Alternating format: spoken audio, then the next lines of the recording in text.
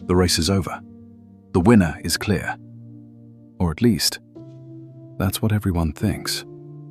Because someone is still running. They laugh because she's slow. They don't see what she sees.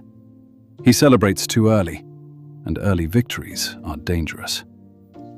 One step. That's all she promised herself. No one saw the mornings. They only saw the scoreboard. He relaxes, like nothing can change. Confidence turns into comfort, and comfort falls asleep.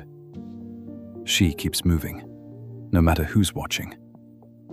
The sun moves. She doesn't stop. She stumbles, but this isn't new. She rises again, like she always does. What scares her isn't losing, it's stopping.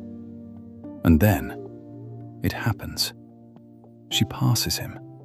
She never raced him. She raced the finish. The laughter fades. Something feels wrong. The impossible isn't loud. It moves quietly. He wakes up, and the silence feels different. She's not behind. She's ahead. And panic is louder than laughter. Now he runs. But speed can't erase delay. Speed is loud. Discipline is patient. She hears him coming, but she doesn't look back. The line is close, closer than doubt ever was. He looks at her. She looks at the future.